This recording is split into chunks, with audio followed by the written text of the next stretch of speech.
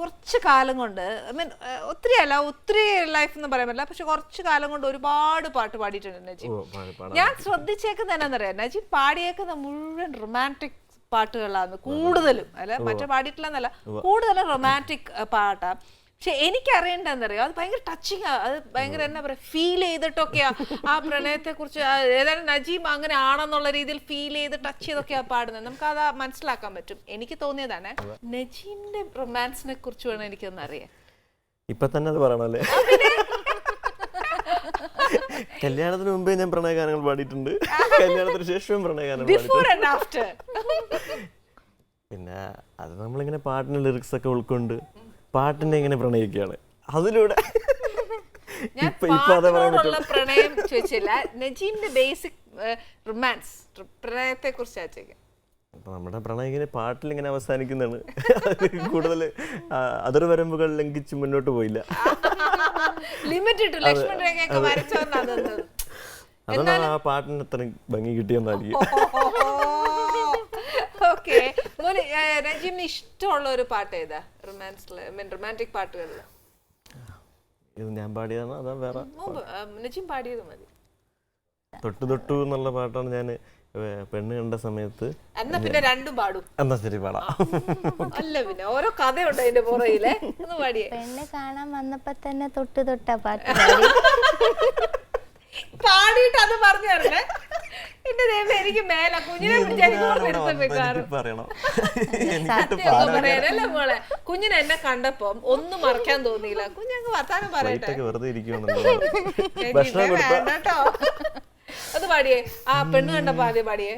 തൊട്ട് തൊട്ട് തൊട്ടു നോക്കാമോ ഒന്ന് തൊട്ടാവാടി നിന്നെ, വിട്ട് വിട്ട് വിട്ടു പോകാതെ എന്നും ചുറ്റിടാമോ നിന്നെ, பொல்லாத ஆசைய சேர்த்து போதும் நீ ஆடுற கூத்து, கள்ளா நீ பேச்சைய மாத்து காதல் படுவான், തൊട്ട് തൊട്ട് തൊട്ടു നോക്കാമോ ഒന്ന് തൊട്ടാവാടി നിന്നെ, വിട്ട് വിട്ട് വിട്ടു പോകാതെ എന്നും ചുറ്റിടാമോ നിന്നെ. ഇനി ഒരു ഗ്യാപ്പ്, ആ പെണ്ണ് കാണൽ ചടങ്ങെന്ന് പറയൂ. ചടങ്ങ് നീ പറഞ്ഞോ, എനിക്കിട്ട് വെച്ചത് ഇച്ചിരിയെങ്കിലും തെറ്റോന്ന് പേടിച്ചിട്ടാ മോളെ. സത്യം പറയൂ ചേച്ചി കേക്കട്ടെ. സത്യസന്ധമായ രീതിയിൽ പറയണം. പെണ്ണാണാൻ വന്നു വന്നു അവിടെ ഇരുന്നിട്ട് ഞാൻ ചോദിച്ചൊന്നുമില്ല പാട്ട് പാടി തരും, അങ്ങനൊന്നും ചോദിച്ചിട്ടില്ല. ഇങ്ങോട്ട് തന്നെ ഇരുന്ന് പാട്ട്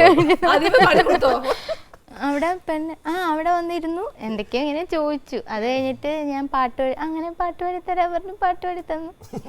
തൊട്ട് തൊട്ട് ബസ് ഈ പാട്ടാ പാടിയേ. ഇതാണ് ആദ്യം പാടി കൊടുത്തത്. അത് കഴിഞ്ഞ് അടുത്ത പാട്ട്. പക്ഷെ ആ പാട്ട് പാടിയിട്ടും കാര്യമില്ലെന്നുള്ള അവസ്ഥ. പിന്നെ അടുത്ത പാട്ടിലോട്ട് കടന്നു. പാട്ടാ പാടിയേ.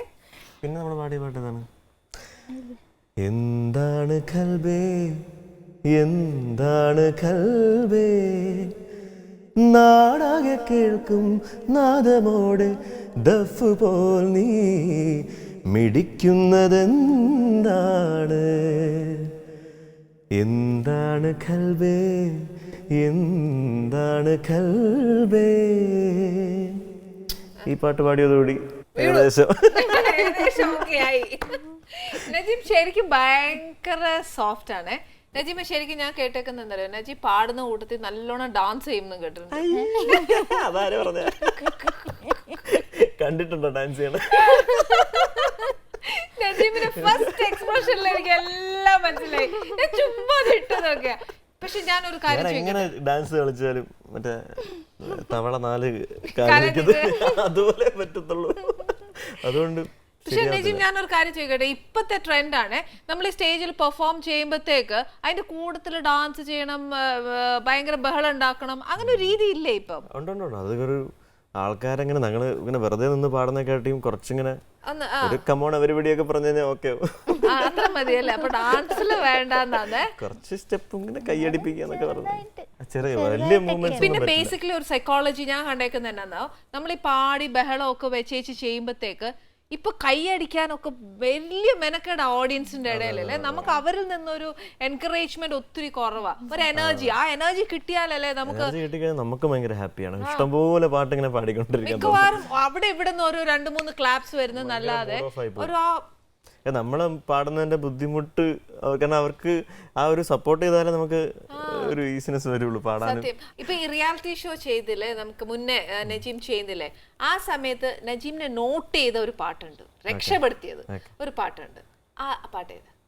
അഴകിയ രാവണിലെ ഓ ദിൽ റുബ എന്നുള്ള പാട്ടുണ്ട്. അത് ഇപ്പോഴും സ്റ്റേജുകളിൽ ആ പാട്ട് പാടാനായിട്ട് പറയുന്നുണ്ട്. അത് ആ പ്രോഗ്രാമിൽ ആ പാട്ട് ഇഷ്ടം പോലെ പേര് കേട്ടിട്ട് SMS ഒക്കെ അയച്ചിട്ടുള്ളതാണ്. പിന്നെ ഒരു ഗസൽ ഉണ്ടായിരുന്നു, അത് ഏറ്റവും കൂടുതൽ ഒരു അല്ലേ, കുറെ നാളായിട്ട് ഒരു ഗസൽ കേൾക്കണം ആഗ്രഹിച്ചോണ്ടിരിക്കുകയായിരുന്നു. ഈ സമയത്ത് ഗസൽ വേണമല്ലേ? അല്ലെങ്കിൽ അഴകിയ രാവണിലെ പാടിയാ മതി. ഓ ദിൽറുബാ ഇനി സംഗമോത്സവം, ഓ ദിൽറുബാ ഇനി സംഗമോത്സവം, നിന്റെ അഴകിലെ അഗ്നിരേഖയിൽ വീഴുവാൻ വരും ശലഭമാണു ഞാൻ. ഓ ദിൽറുബാ ഇനി സംഗമോത്സവം,